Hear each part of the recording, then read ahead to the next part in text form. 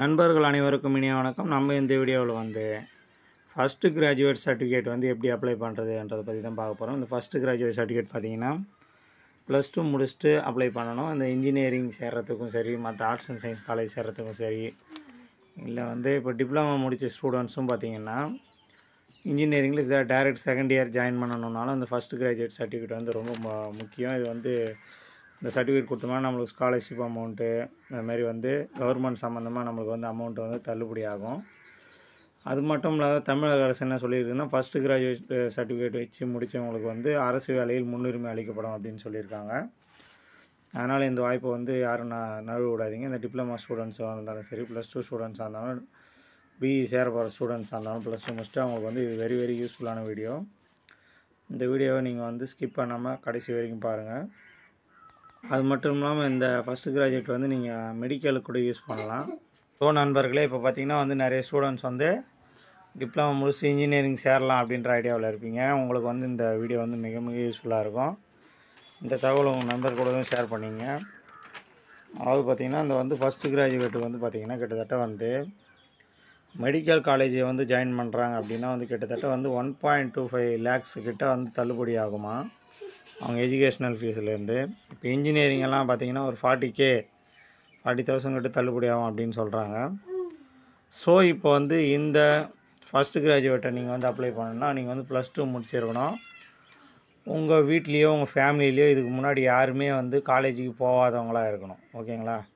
அவங்க காலேஜுக்கு போகல அப்படின்னா தான் நீங்கள் வந்து அப்ளை பண்ண முடியும். ஏன்னா வந்து இது வந்து அவங்க முடிச்சுட்டு இருந்தாங்கன்னா அவங்க ஃபஸ்ட் கிராஜுவேட் ஆகிடுவாங்க.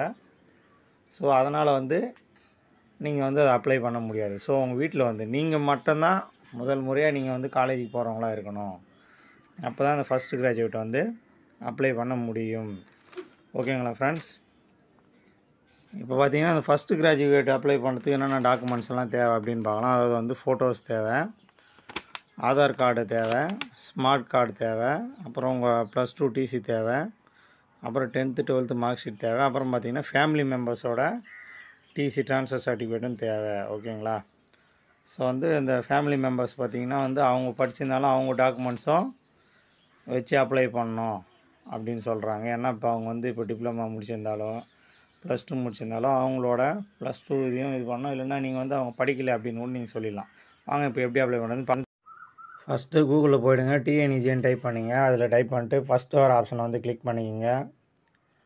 அதை கிளிக் பண்ணிங்கன்னா அந்த வெப்சைட் வந்துடும். அதில் பார்த்தீங்கன்னா வந்து சைன்இன் இருக்கும். சைன்இனில் வந்து இப்போ ஏற்கனவே வந்து நீங்கள் லாகின் அட்ரஸ் இருந்தால் போகலாம். இல்லைன்னா வந்து நியூ யூசர்னு கொடுத்து டைப் பண்ணிக்கலாம். இப்போ வந்து ஏற்கனவே ஒரு ஐடி வந்து நான் போட்டு போகிறேன்.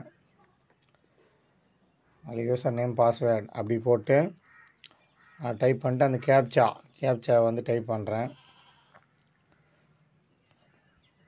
டைப் பண்ணோன்னா அந்த வெப்சைட்டுக்குள்ளே போயிடுச்சு. இதில் பார்த்தீங்கன்னா வந்து டிபார்ட்மெண்ட் வைஸில் ரெவன்யூ டிபார்ட்மெண்ட்டில் போயிட்டு அது வந்து ஃபஸ்ட்டு கிராஜுவேட் சர்டிஃபிகேட்டுன்னு இது பாருங்கள், அதுக்கு போயிடுங்க.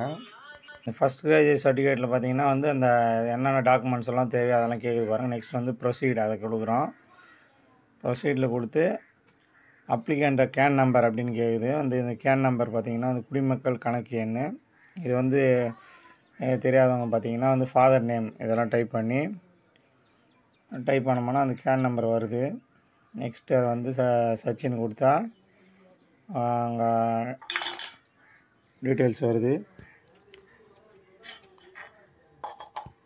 அதில் கொடுத்து ஜென்ரேட் ஓடிபின்னு கொடுத்தா எந்த ஃபோன் நம்பர் கொடுக்குமோ அது ஓடிபி வரும். அப்புறம் வந்து அந்த ஓடிபி எடுத்து அதில் டைப் பண்ணணும். டைப் பண்ணிவிட்டு எடிட் பண்ணுறதுனா எடிட் பண்ணிக்கலாம். நெக்ஸ்ட் வந்து ப்ரொசீட் பண்ணுறோம். ப்ரொசீட் பண்ணிவிட்டு இந்த கிராஜுவேஷன் டீட்டெயில்ஸ், அதாவது யாரெல்லாம் வந்து முடிச்சிருக்காங்க ஃபேமிலியில் அப்படின்னு கேட்குது. லேசா நோவா அப்படின்னு கொடுக்குறோம். நெக்ஸ்ட்டு பார்த்திங்கன்னா டீட்டெயில்ஸ் ஆஃப் ஃபேமிலி மெம்பர்ஸ், யாரெல்லாம் வந்து ஃபேமிலி மெம்பராக இருக்கிறாங்க, பேர், அவங்களோட கல்வி தகுதி குவாலிஃபிகேஷன் கேட்குது. ஸோ அதில் வந்து யாரெல்லாம் ஃபேமிலி இருக்காங்களோ ஒவ்வொருத்தராக கொடுத்துட்டு என்ன படிச்சிருக்காங்க அப்படின்னு நோ லிட்ரேச்சர் அப்படின்னு நம்ம டைப் பண்ணுறோம். ரிலேஷன் வந்து இப்போ ஃபாதரோட ஃபாதர், தந்தையோட தந்தை பேர் கேட்டுது. அப்புறம் வந்து அவங்க இப்போ உயிரோடு இருக்கிறாங்களா இல்லையா அப்படின்னு டைப் பண்ணுறோம். அடுத்தது பார்த்திங்கன்னா வந்து ஃபாதரோட மதர் அவங்க டீட்டெயில்ஸ் டைப் பண்ணுறோம்.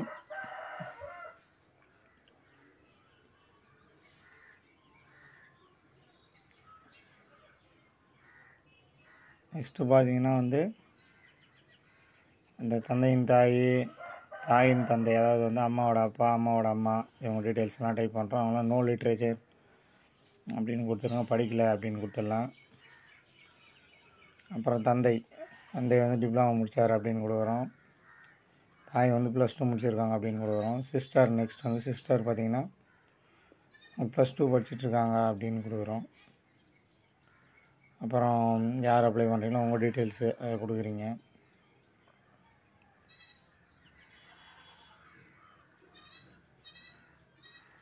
நெக்ஸ்ட்டு பார்த்திங்கன்னா உங்களோட எஜுகேஷன் என்ன முடிச்சிருக்கீங்க, ஹையர் எஜுகேஷன், ஹையர் செகண்டரி என்ன பண்ண போகிறீங்க, கிராஜுவேட். அப்புறம் வந்து எந்த காலேஜில் பண்ண போகிறீங்க, எந்த யூனிவர்சிட்டியில் பண்ண போகிறீங்கன்னு கேட்குது. அது வந்து வேறு யூனிவர்சிட்டியாக இருந்தால் கூட பரவாயில்ல. ஜஸ்ட் நம்ம இப்போ எந்த காலேஜ் நம்ம சேர போகிறோமோ அதை லைட்டாக கொடுத்துக்கிறோம். அது அந்த காலேஜ் சேர வேறு காலேஜ் சேர்ந்தாலும் ஒன்றும் அந்த சர்டிஃபிகேட் காமிச்சா போதும், ஒன்றும் பிரச்சனை கிடையாது. அது எந்த ஊரில் இருக்குது, திருவள்ளூர் யூனிவர்சிட்டி அப்படின்னு நம்ம கொடுக்குறோம்.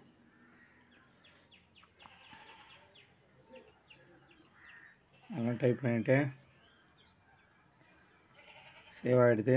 அது ப்ரொசீட்னு கொடுத்தா நெக்ஸ்ட் வந்து நம்ம என்னென்ன கொடுத்துருக்குறோம் அப்படின்னு வந்து காமிக்குது. அவங்க கேட்டது எல்லாம் கொடுத்தாச்சு. நெக்ஸ்ட்டு வந்து செலக்ட் டாக்குமெண்ட், ஃபோட்டோ.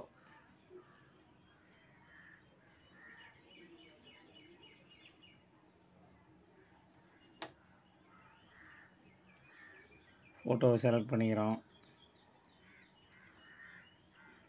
அட்ரஸ் ப்ரூஃபுக்கு பார்த்திங்கன்னா ஆதார் கார்டா இல்லைனா வந்து ரேஷன் கார்டு எதனா கொடுக்கலாம். ஆதார் கார்டு செலக்ட் பண்ணிக்கிறோம்.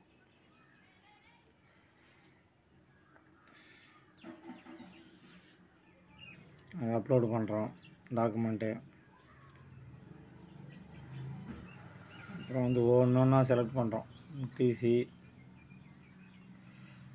இல்லாதவங்க அந்த மார்க் ஷீட்டு கொடுத்துருப்பாங்களா, அந்த மார்க் ஷீட் போட்டுக்கலாம்.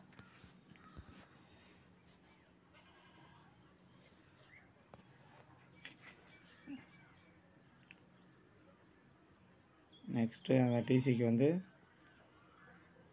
டிசி இருந்தால் டிசி, இல்லைனா வந்து மார்க் ஷீட் இருந்தால் மார்க் ஷீட்டை வந்து தற்சமயம் கொடுத்துக்கலாம்.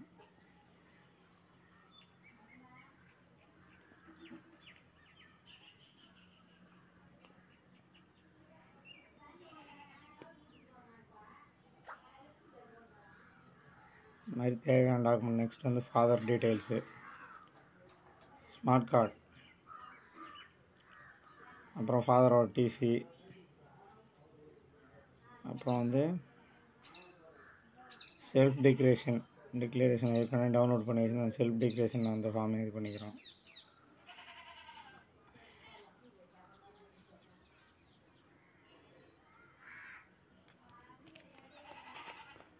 அந்த டாக்குமெண்ட்டு லிஸ்ட் ஆஃப் டாக்குமெண்ட் நம்பர்லாம் கொடுத்துட்டு டிக்ளரேஷன் டவுன்லோட் பண்ண அந்த பிடிஎஃப்பையும் நம்ம வந்து செலக்ட் பண்ணி அப்லோட் பண்ணிடணும். ஸ்மார்ட் கார்டு,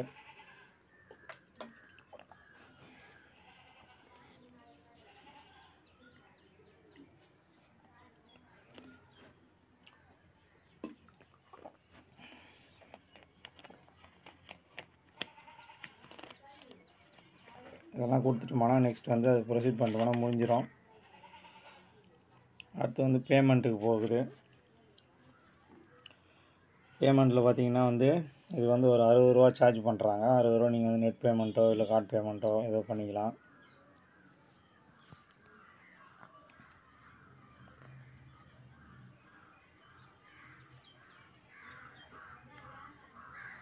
பேமெண்ட் முடிஞ்சதுன்னா ஒப்புகை சீட்டு வந்துடும், அதாவது வந்து நீங்கள் எவ்வளோ பே பண்ணியிருக்கீங்க அப்படின்னு.